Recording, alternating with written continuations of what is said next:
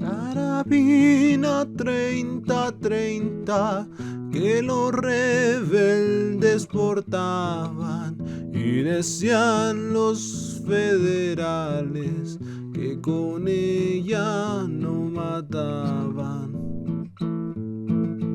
Con mi 30-30 me voy a marchar, a engrosar las filas. Bueno, muy buenos días, muy buenas tardes y muy buenas noches desde cada uno de los rincones donde se nos escucha. Una nueva voz se alza y esta es la sexta voz. Por favor, siéntense y recuerden que su empatía es el mejor saludo. Bueno, en esta ocasión nos gustaría hablar de un tema que hemos estado pensando por bastante tiempo, ¿ya? Y es el tema de las revoluciones, porque creemos que una revolución tiene un impacto bastante importante en lo que conocemos como mundo, como lugar, como nuestro alrededor. Puede hacer cosas muy buenas mientras se deje hacer la revolución. Y claro, entonces por eso venimos a hablar de las que nos parecen más importantes de destacar y las que nos hemos documentado e investigado un poco más. Y cabe aclarar también que lleva el mismo orden, es un orden es un orden de cronológico. Y esto, ¿alguien gusta empezar? ¿O ok? Para comenzar, quisiera yo compartirles un poco sobre los conceptos de revolución y del latín revolución, dar vuelta. Ese es el concepto que encontramos sobre revolución. También nos dice un concepto de una enciclopedia, dice que es un cambio o una transformación radical respecto al pasado inmediato que puede producirse simultáneamente en distintos ámbitos, tanto el ámbito social, económico, cultural y político. Hubo un concepto que a mí me llamó mucho la atención y quisiera compartírselos, es de John Milton, que dice que la revolución es la manera en que la sociedad tiene para alcanzar la libertad. También dice que las revoluciones nacen como consecuencia de un proceso histórico y las construcciones de una colectividad. Otro concepto que encontramos por ahí dice que es cambiar todo lo que debe de ser cambiado. Es igualdad de derechos, es libertad plena de ser tratado y tratar a los demás como seres humanos, es emanciparnos por nosotros mismos, con nuestros propios esfuerzos, es unidad, es dependencia, es luchar por los sueños de justicia. Y bueno, yo creo que sí saben a lo mejor de quién es este concepto, es de Fidel Castro. También hay un concepto marxista que nos dice que la revolución es dialéctica, es decir, la revolución es entendida como un proceso histórico general que se va preparando a través del tiempo. La revolución se lleva a cabo con vistas puestas en los valores que deben de alumbrar y transformar el mundo. Es la transformación de lo establecido. Ese es el concepto marxista. Y bueno, quisimos comenzar un poco con los conceptos, porque partiendo de ello podremos hacer un estudio un poco más abocado. Seguramente ustedes al final de escuchar estos trabajos van a ver que un poco se va a referir nuestra participación en relación a estas concepciones de lo que es realmente una revolución. Y hemos organizado el trabajo, como ya lo dijo mi compañero, un estudio cronológico, empezando con las dos primeras revoluciones que casi se dieron a la par, que es la Revolución Mexicana y la Revolución Rusa. Y bueno, pues la Revolución Mexicana, como un proceso, también se va a hacer un estudio a partir de las 4 ruedas del capitalismo, que son la represión, la explotación, el despojo y el desprecio. Bajo esas 4 ruedas consideramos hacer el estudio de estas revoluciones. Y pues no sé si alguno de mis compañeros quiera comenzar ya con la Revolución Mexicana. ¿Alguien, compañeros? ¿O hago una breve introducción por mi parte? Bueno, sí, las dos revoluciones creo que tienen algo de relación entre ellas, sobre todo porque, bueno, pese a que ambas son a la vez contemporáneas, a la vez de contemporáneas entre ellas, son contemporáneas a la Primera Guerra Mundial, que también fue un proceso muy interesante, pero bueno, fueron resultado de algo muy importante que pasa, que es que México, más que estar en guerra a lo largo de su historia con otros países, México siempre ha estado en guerra con sí mismo, entre sus pueblos. Y creo que eso es el factor principal de la Revolución Mexicana, con los antecedentes de Porfirio y sus intentos de golpe de estado, y todo el reconocimiento que fue tomando poco a poco con la gente, como figura pública, como individuo a respetar, digamos, y como eso poco a poco fue dando cabida para que tomara las riendas del poder y pasara por ese proceso largo de dictadura y esclavitud que vivió el país, y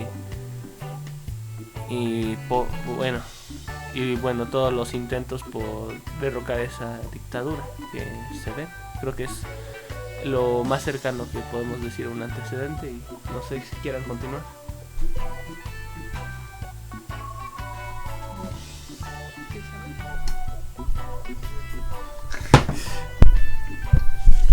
Creo que es importante destacar ya no solo que este fue un conflicto interno, porque realmente dentro de lo que caben todas las revoluciones son conflictos internos, sino las condiciones que se vivían aquí en México. En México se vivía una supuesta democracia que, si nos ponemos a analizar un poco más, era una esclavitud. Era esclavitud lo que existía en México. Existía esclavitud en las haciendas, en las minas, en diferentes lugares. Esclavitud disfrazada de otras cosas. No sé si recuerdan cómo funcionaban los sistemas de tiendas de raya, que era un constante endeudamiento con el patrón. Al final de cuentas empeñabas ahí tu vida y la de tu descendencia, ¿no? Y eran cosas bien canijas. Durante el periodo de Porfirio Díaz creció la economía, pero creció para quienes, para unos cuantos, algo muy parecido a lo que está pasando ahora mismo. Se hacen proyectos de muerte, como el proyecto Integral Morelos, que van a traer a lo mejor un crecimiento económico, pero ¿a costa de qué? A costa de empeñar el futuro para producir riquezas para unos cuantos en este momento. Entonces me parece que las cosas realmente no han cambiado no han cambiado tantas y tanto. Seguimos viviendo muchas de las cosas que se vivían en ese entonces, a lo mejor de forma diferente, a lo mejor un poco mejor que antes, pero dicen que la historia no se repite, pero a veces rima. Y creo que es importante revisar estos procesos para poder tener un análisis más claro de lo que está aconteciendo hoy en día, porque si observamos realmente no se distancian mucho los hechos de esta revolución de lo que está pasando hoy en la actualidad. Entonces,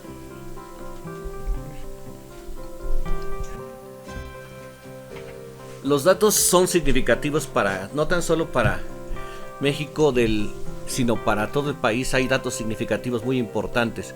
Un ejemplo de estos datos sería la cantidad de latifundios o de cantidad de haciendas que abarcaban estados como Chihuahua, en la que Martín Terrazas, por ejemplo, era dueño de casi todo el estado, siendo el único, sería uno de las muestras, a lo mejor la más representativa, de un estado el más grande del país, ocupado por un solo hombre como dueño.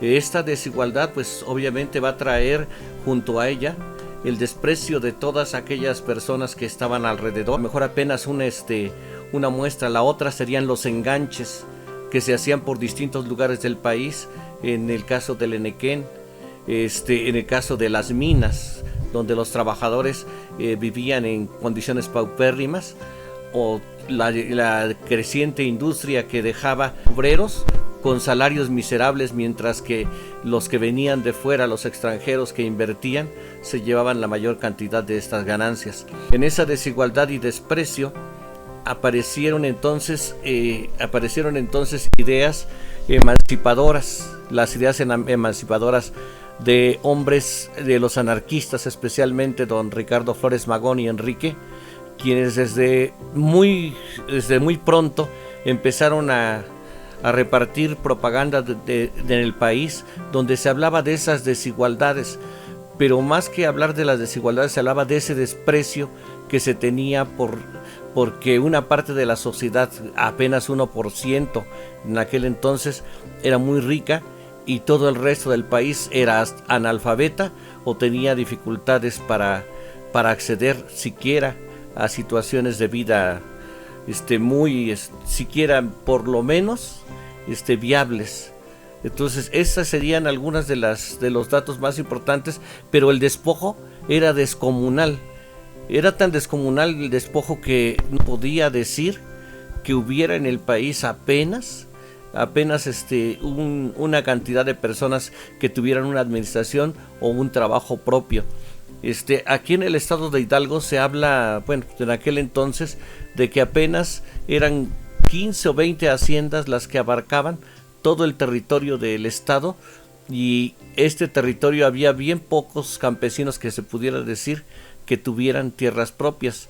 Incluso muchas de las regiones donde ahora habitamos eran haciendas que abarcaban muchos de los terrenos, y los trabajadores o las personas que vivían alrededor eran personas que eran asalariadas por ellos.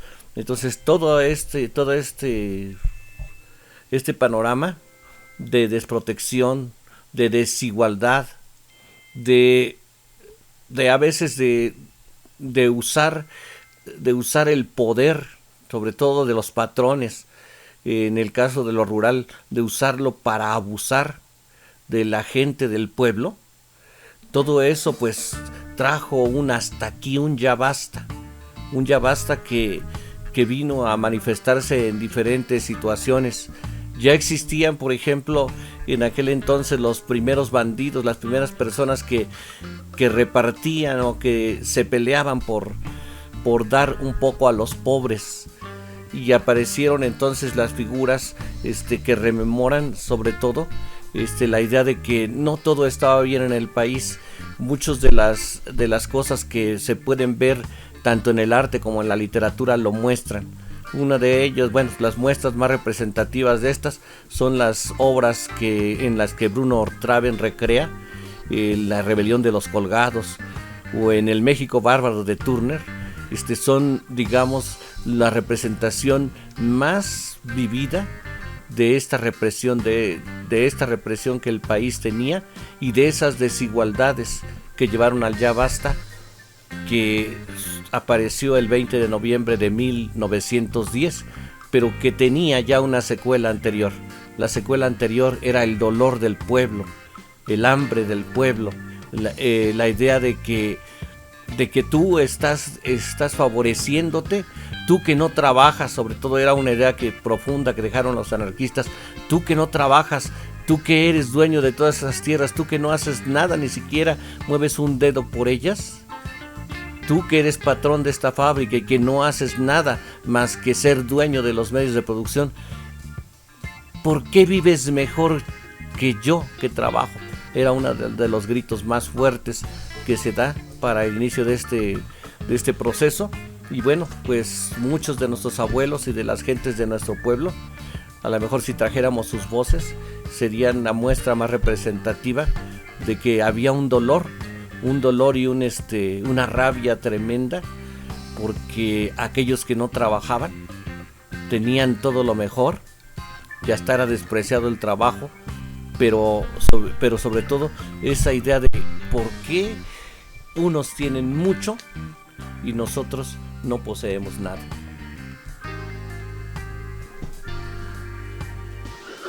Pido la palabra. Hablar de la Revolución Mexicana habla de dos, como en todas las cosas, el lado oscuro también y el lado que hemos visto, leído y demás. La gente de aquellos años le tenía miedo a la revolución por todas las causas que había. Hubo hambre, hubo más miseria, hubo una serie de consecuencias por el movimiento armado que la gente de la población, al no estar consciente, también manifiesta su inquietud. En una encuesta que se realizaba, y no sé si ustedes la podían ver, o en ciertas preguntas que hicimos nosotros en el centenario de la Revolución Mexicana, en donde estaba trabajando, y era el miedo que tenían los abuelos a la revolución, porque lo único que se reflejaba era que llegaban los revolucionarios, o llegaban los soldados, o llegaba quien llegaba, y lo único que hacía era robarse todo lo que tenían para comer y robarse las muchachas. Entonces en eso se centraba todo. Había gente de paz, había gente que no se metía como en la fecha que tú le dices, oye, es que está esto, nos estamos movilizando, hay una injusticia y esto y lo otro, y la gente, sí, pero eso es allá, aquí no, o a mí no me compete, conmigo yo no tengo nada, yo soy gente de paz, gente de trabajo, y así había gente y así la hay. O sea, nosotros ahora admiramos lo que es la revolución, y decimos, no, sí, había explotación y había eso, pero recordemos que la iglesia tenía un papel fundamental ahí y que hacía que la gente estuviera conforme con eso. En los últimos años, los compas zapatistas han venido mencionando acerca de que no basta liberar a la gente físicamente, sino hay que liberarla mentalmente, y eso es lo que más trabajo da, porque toda la gente cree que está bien, aunque nosotros lo vemos de una perspectiva diferente y decimos, es que te están explotando, es que te están humillando, es que te están haciendo esto y lo otro. La gente no lo ve así. Y lo mismo sucedía en aquel tiempo. Hubo un gran levantamiento, sí, pero hubo muchos intereses también. Entonces, como parte de esa revolución, había gente que no se manifestaba y que estaba en contra todavía, y que cree todavía que lo de los ricos, salvo las ideas de Ricardo Flores Magón, que creía que los ricos tenían ese derecho divino, porque así se los habían hecho creer. Los ricos tenían el derecho divino de ser ricos porque así lo quiso Dios. Y esa idea peligrosísima que hace que la gente no se mueva, que quede estática y que diga, pues así es la vida. Entonces eso hizo también en muchas ocasiones que se tardara más el movimiento. Para hacer un movimiento no solo hay que preparar a la gente para romperse la madre, sino también para que sea consciente de las situaciones a las que se pueden llegar y cuáles son los objetivos.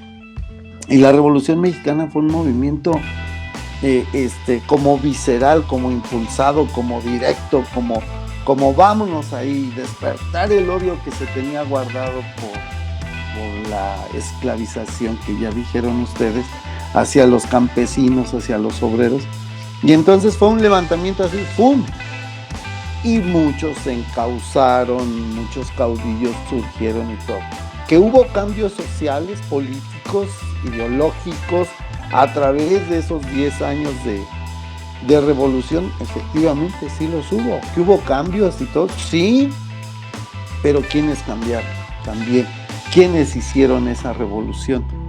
Y quienes terminaron haciéndosela y vendiéndonos una idea de revolución que realmente hubo un reacomodo social, económico, nada más, pero que no hubo nada. La clase explotada sigue siendo explotada, la clase marginada está siendo marginada, pero hubo cambios. Muchos de esos cambios nosotros somos los beneficiarios de esos cambios, de esa revolución, que sí abarcó a las mayorías, efectivamente sí, que hay muchos rezagos también, y que fue un movimiento impulsado por las masas y por la clase campesina, sí, pero no había unos objetivos completamente definidos. El único que tenía la ideología central es Emiliano Zapata, que fue el que dijo: la tierra es de quien la trabaja. Y otra frase, ¿no? Entonces, esas fueron los que sí tenían realmente una idea. El otro caudillo, que fue Pancho Villa, y los otros, Álvaro Obregón, Venustiano Carranza, pues objetivos claros así, no. Respetaban todo lo demás, ¿no? Lo que era el porfiriato, Francisco I. Madero. ¿Sí? Entonces, es muy apasionante leer y aprender de la Revolución Mexicana para continuar una lucha y una revolución.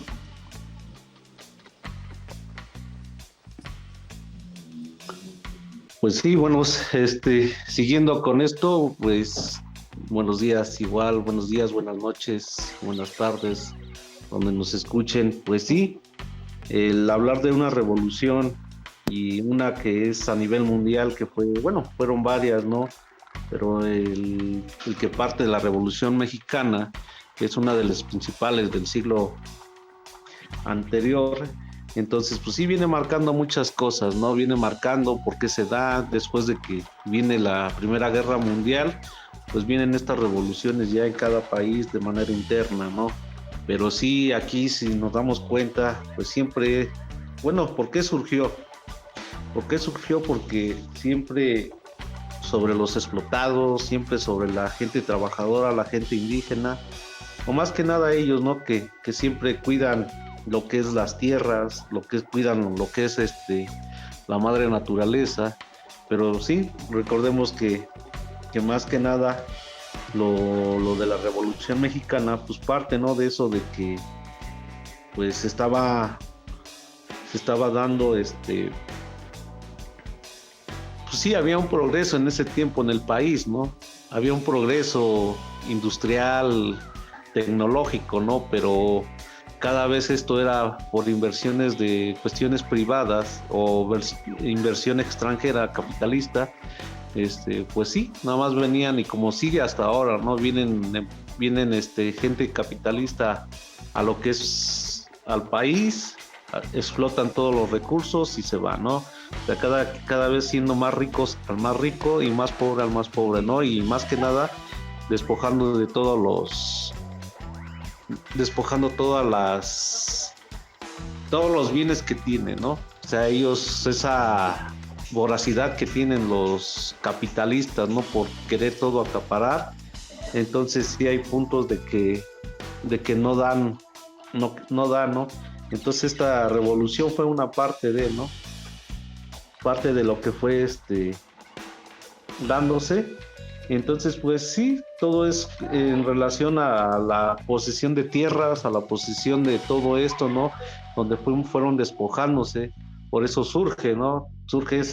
Este, surge lo que es la revolución, pero sus antecedentes, como está en 1876 con el derrocamiento del gobierno liberal de Sebastián Tejada por el levantamiento militar de Porfirio Díaz, ¿no? Entonces desde ahí viene, y ahí viene ya lo que es también su década de, bueno, los 30 años de Porfirio Díaz, ¿no? Entonces con ellos sí se hace un auge, o sea, en tecnología y todo, ¿no? Porque pues sí se mete todo eso tecnológico, industrial en México, llega a lo que es el ferrocarril, también de que en este año pues, se ilumina la Ciudad de México ya con luz eléctrica y todo eso, ¿no? Pero igual, ahora hay que ver la parte negativa o la parte que perjudicó, ¿no? A dónde, bajo qué argumentos se daban para ir explotando, más que nada explotando las tierras y explotando la mano del pueblo indígena, ¿no? Entonces esas fueron algunas causas que parten, ¿no?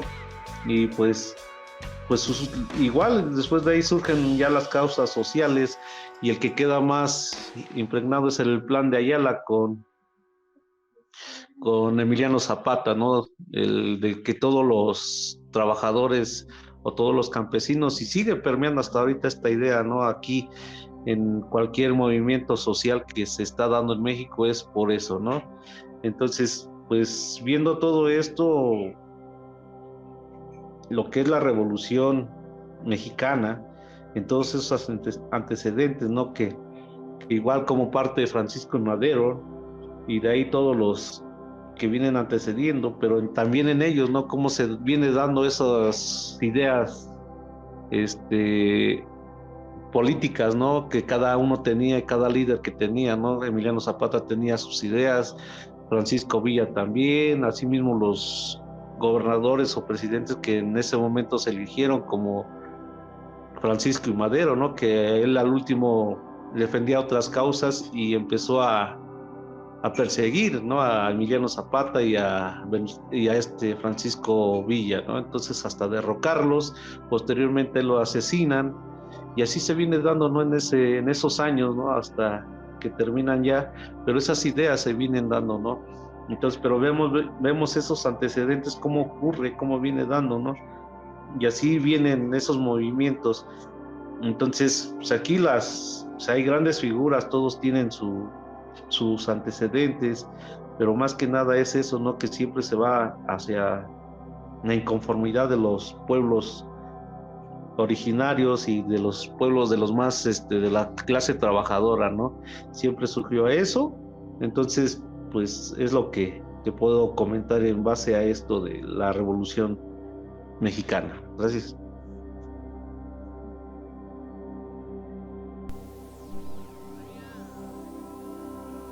Empezar a hacer un paralelismo entre ambas revoluciones, porque creo que se dijeron cosas bastante importantes con las que se puede hacer comparación directa a la Revolución Rusa. Y es que a fin de cuentas, si una revolución es algo, es intentar cambiar la forma en la que se está desarrollando un entorno para encontrar nuevas formas de crecer, de ir creciendo juntos. Y creo que es una base muy importante, porque eso es precisamente razón por la cual en un principio fue difícil tanto hacer una revolución mexicana como hacer una revolución rusa. Marx no solo dijo bueno, como ya comentó el compañero Jaime, Marx no solo dijo que la religión era el opio del pueblo porque no le gustara ir a misa. Marx lo dijo porque realmente es algo importante, que en ambos casos ha sido impulso para lo que vendría a ser un mantener las cosas, un tener la tranquilidad. Y me parece algo importante a destacar, porque pues si bien la situación entre Rusia y México era parecida, digamos que con Rusia era menos sutil, pues se vivía ahí un feudalismo total en el que la figura de poder era lo más parecido que podríamos comparar con un emperador o con un rey, que es el zar. Y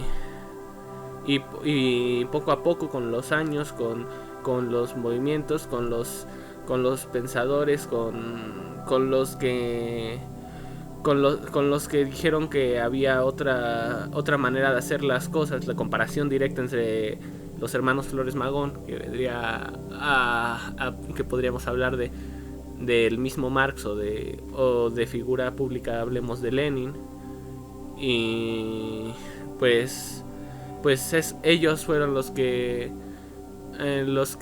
dieron paso para empezar en este cuestionamiento, digamos, que se tradujo en muchas pérdidas y muchas bajas, que incluso llevó a cierto punto, antes de que acabase la Primera Guerra Mundial, cabe aclarar, a que en Rusia saliera de la pelea que estaban teniendo sin consentimiento del pueblo, con el Tratado de Brest-Litovsk, espero haberlo pronunciado bien, y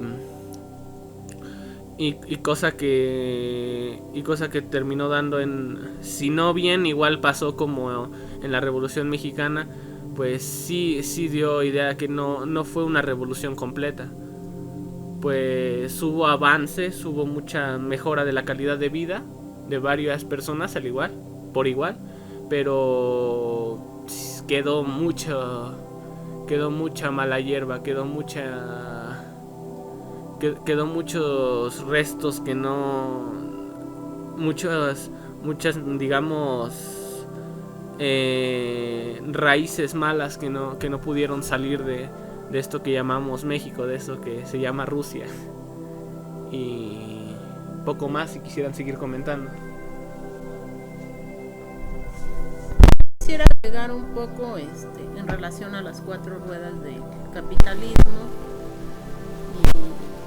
y a lo mejor algunas cosas ya mis compañeros las mencionaron, pero para mí representan algo bien importante que tiene que verse en este análisis de las revoluciones. En el caso, por ejemplo, de la explotación, ya mencionaron algo mis compañeros sobre cómo de alguna manera los trabajadores eran explotados. La inmensa mayoría era pues campesina, ya lo decían, estábamos viviendo parte de un esclavismo, feudalismo, y con miras a un capitalismo. Eso a lo mejor sería bueno en otro análisis más profundo poder abordar, porque era una mezcla de esos 3 modos de producción los que estábamos viviendo en nuestro país. Pues la forma esclavista se miraba un poco en los campos, donde eran pues explotados los trabajadores. Ya hablaban mis compañeros de los yaquis que eran enganchados a las zonas henequeneras, de cualquier campesino que tenía necesidad, abusaban de su necesidad y los llevaban para ser explotados sobre todo en las regiones del sur, que es en Oaxaca, el Valle Nacional, y en lo que es Yucatán, la zona henequenera, ¿no? Y de eso nos da cuenta bastante bien el libro de México Bárbaro.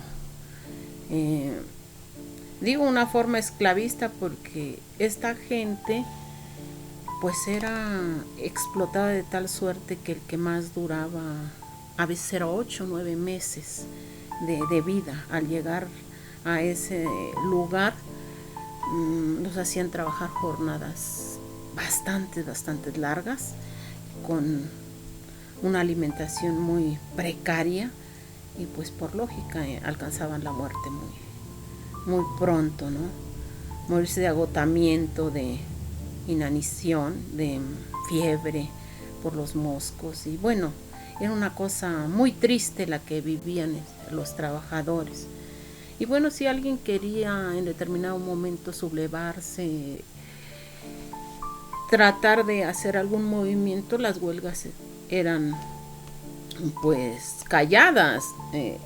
Los sindicatos obreros, que eran muy pocos, les prohibían había una ley que les prohibía la huelga. Recordemos a lo mejor lo más conocido, que la de Cananea, la manera tan brutal en la que callaron ese movimiento, la de Río Blanco en Veracruz, y fueron pocas realmente la gente que se animaba a levantarse, porque todas las agitaciones, todas las cuestiones de levantamientos eran castigados de una manera muy, muy severa. Les aplicaban la dichosa ley fuga, que como ustedes saben, pues a donde los encontraban ahí los aniquilaban. Hablando del despojo de las tierras, el despojo pues lo legalizaban. Había leyes que fueron legalizando ese despojo de tierras. Hablemos la del deslinde, hablemos la ley de la del latifundio, la de 1856, la ley de desamortización, 1859 la ley la nacionalización más bien de los bienes de la iglesia, que fueron estas leyes quienes dieron cabida a que de alguna manera despojaran a los indígenas de sus tierras, ¿no? Las propiedades de los indígenas fueron fraccionadas, arrebatadas por los latifundistas, vecinos de los indígenas, y los indígenas, ya lo saben, en peones de los latifundios.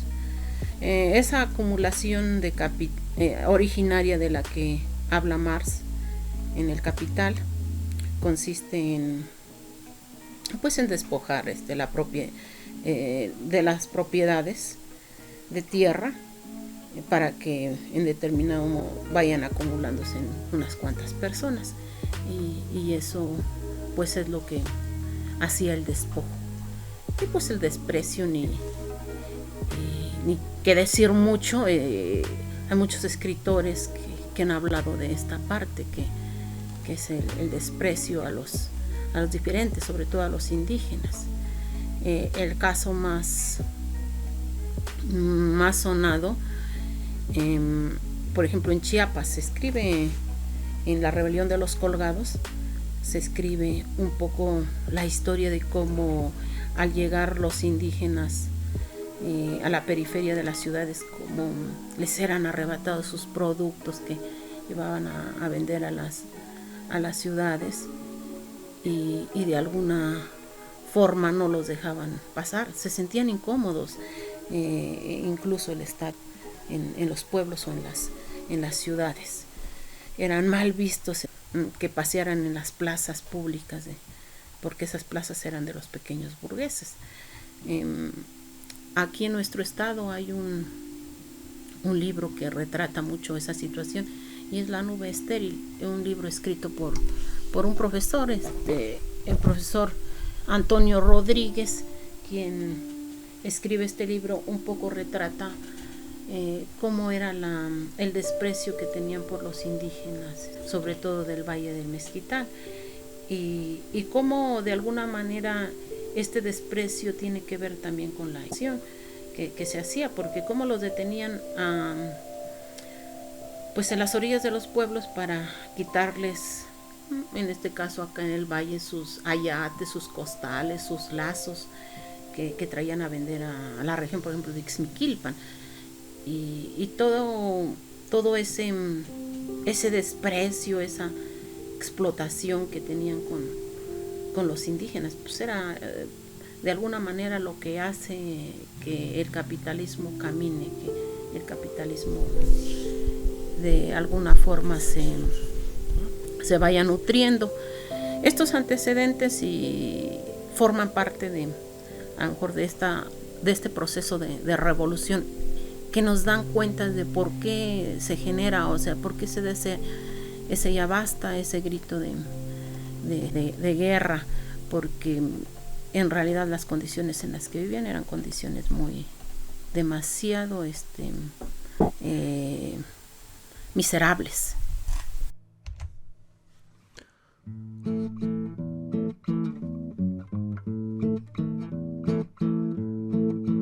Carabina 30-30 que los rebeldes portaban, y decían los federales que con ella no mataban.